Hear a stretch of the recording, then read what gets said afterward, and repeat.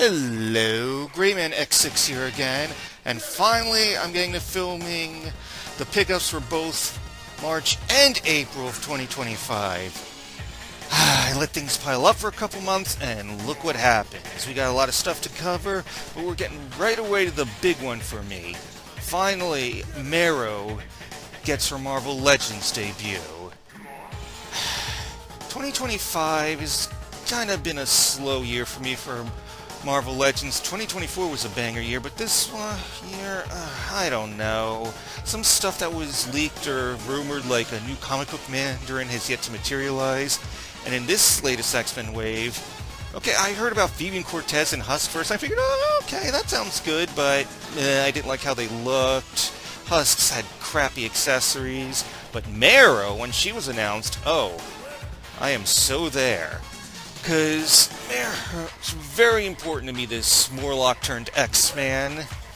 Because back when I first dipped my toes into comic books in the mid-90s, thanks to the X-Men cartoon, she was one of the first characters I saw who was kinda new. She was first introduced in X-Men, it was either Prime or Omega, the one right after Age of Apocalypse ended.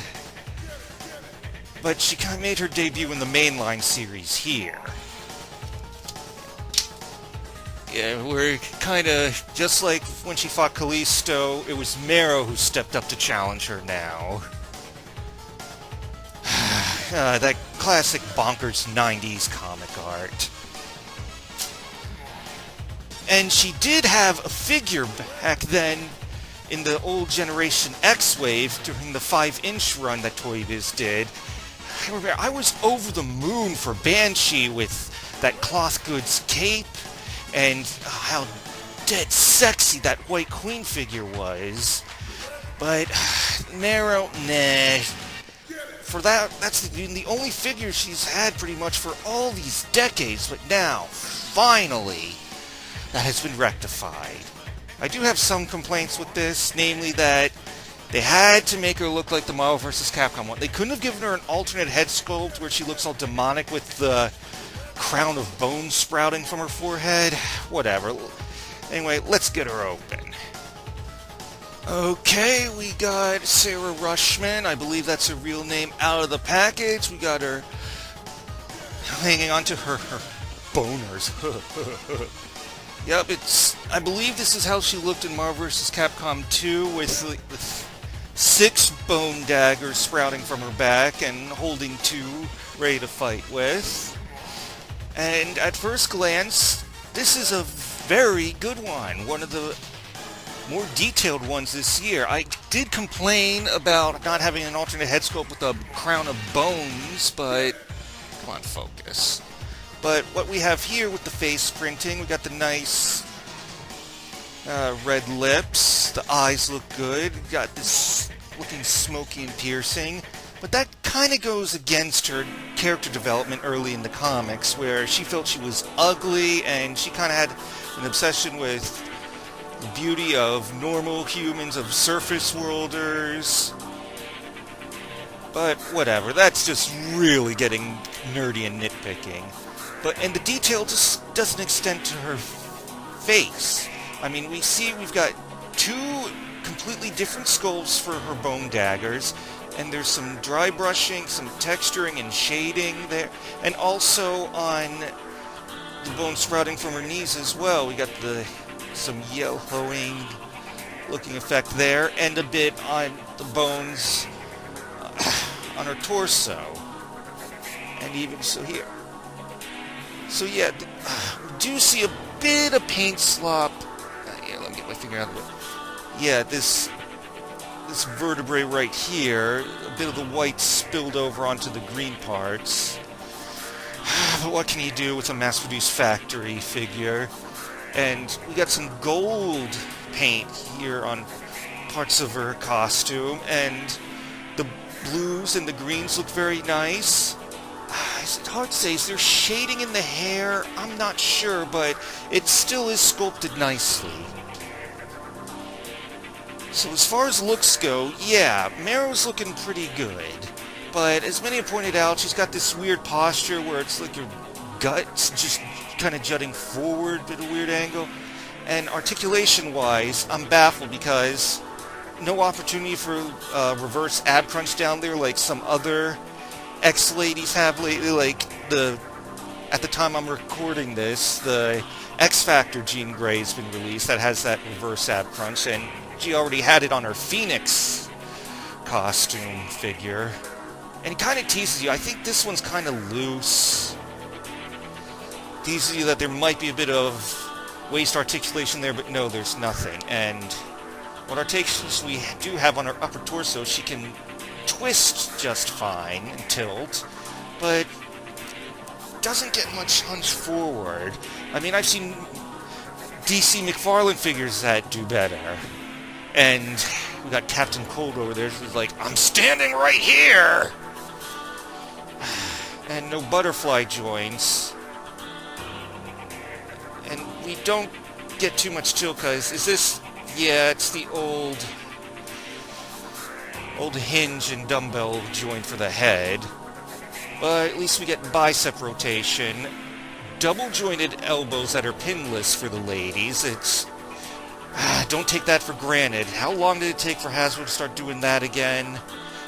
Double-jointed for both the elbows and the knees. Got it down there. Very good bend. And the ankles look kind of weird. You see some gappage right there. But they do rock okay. So at the end of the day, you can complain about certain things, like the pose is a bit awkward, there could have been more articulation, could have had an extra head sculpt that looked more like she did in the comics with more bones sprouting out, but that's just being nitpicky.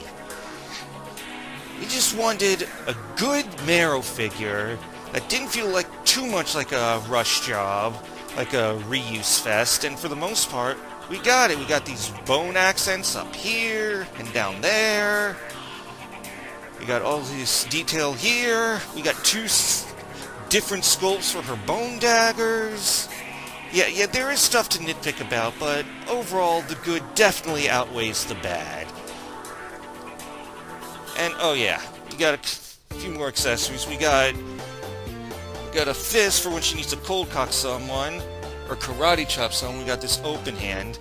And we have some of the Build-A-Figure pieces for Nemesis, or Holocaust, or whatever you want to call him. We got his left arm, and an alternate hand, but, again, like I said, I first got into comics proper in the middle of the 90s, just as Age of Apocalypse ended, so I would have wanted the Age of Apocalypse Nemesis. So, I don't feel bad skipping on Phoebe and Cortez and Husk. Marrow is all I need. And here we go, why not? Since getting Marvel vs. Capcom goodness into our Marvel Legends is all the rage right now, here's our obligatory shot of a three-way team for Marvel vs. Capcom 2. We got Marrow, we got Cable, and we got Mega Man, because why not? Here you go. And as much as we adore that spunky little Morlock, we gotta set Marrow aside for a second. Now we're gonna hop over to DC, and you know me, I'm just starting to warm up to McFarlane DC. Only now, at the end, do I understand. And of all the ones they've done, this CaptainCold is one of the best looking ones they've done. Just, yeah, it's not a straight up comic accurate, but it still looks so cool, even with all the embellishments and McFarlane'izations, the sculpt work. It's like the fuzzy parts of his costume, the face sculpts on the plates. I mean, this looks awesome.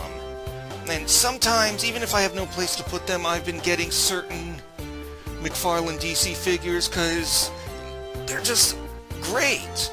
Like here we have Sinestro again. He looked great with this CaptainCold, classic Legion of Doom stuff.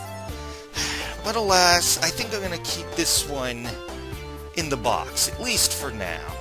Have one or two McFarlanes still in the box when all is said and done, because I also got this CaptainCold for super cheap. This actually was reused for a lot of that. If you put them side by side, you can see a lot of the body was reused. The gloves, the fur trim, everything.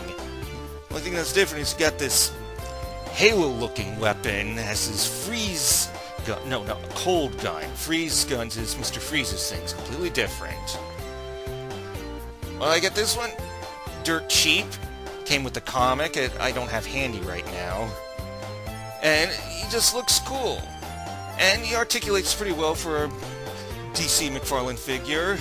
Got a lot of rotation in the head. The hood doesn't hamper anything, nor does the scarf. And it just looks cool, the way it's textures, the way it's sculpted flapping in the breeze. This, it's hit or miss with whether these rotator cuff rings are any good. Mine's been around. Woo, look at them go, wee, wee, wee, wee. But at least they're functional. Got a lot of range in that shoulder. Good bend. Wrist balls do their thing, but I was bitching about Marrow's upper torso and waist articulation earlier. At least she has some. Even by McFarlane standards, he doesn't hunch forward at all. Not a micrometer. So frustrating. I have warmed up to McFarlane's work, but years and years into this line, he still can't get that right. Anyway, going down, a lot of details like the reload cartridges for his cold gun, the buckles painted gold, cargo pants sculpted in with different textures. Got the McFarlane hips, can hear them ratcheting. We go out and about. Some twist in the hip. No problem with the double jointed knees. Again, good detail on the boots, which again were reused over there. So, all in all, yeah, this is cool. Even if I don't end up opening this and making a full-on 7-inch display for a Legion of Doom, this still looks good. Let us get him standing up with his buddy Sinestro.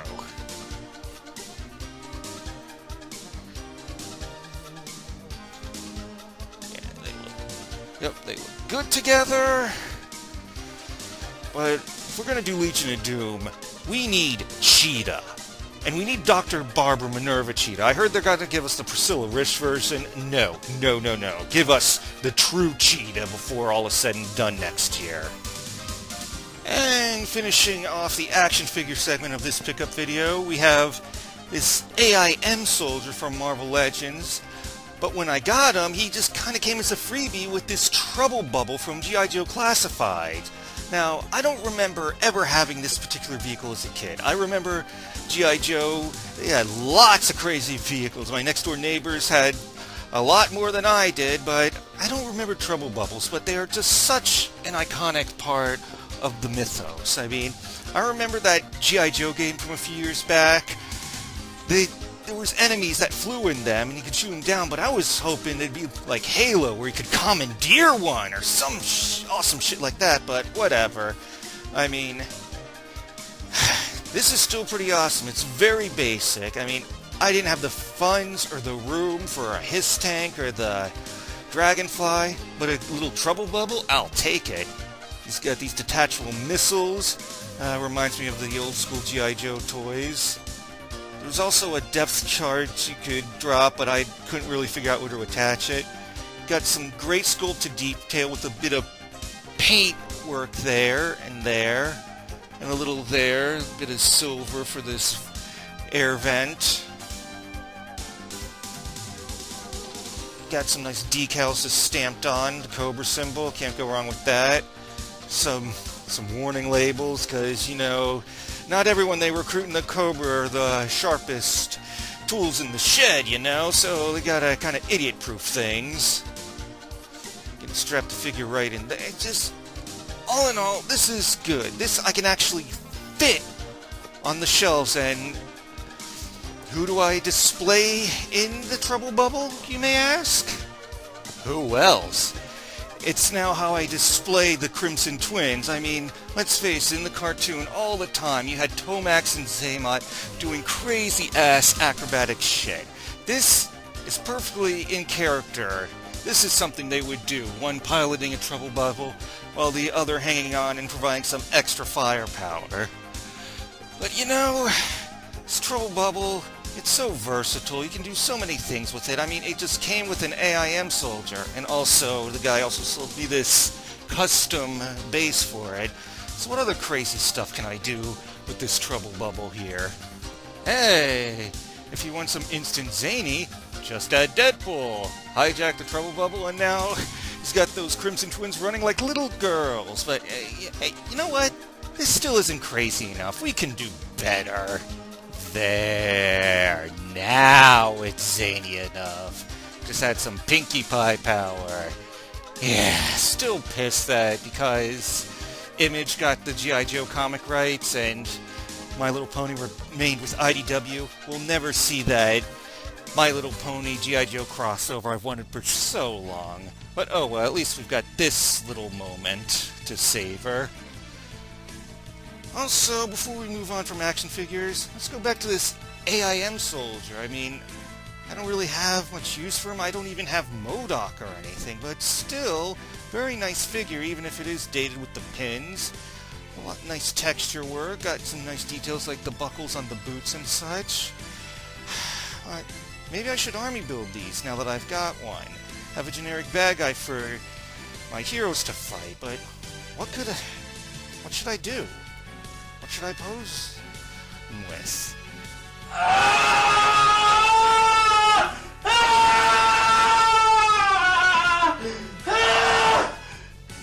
Alright, finally done with action figures, so now let's wrap this up. Let's move on to video games. Look what finally came in the mail after pre-ordering it months prior. Yup, that's a limited run for you.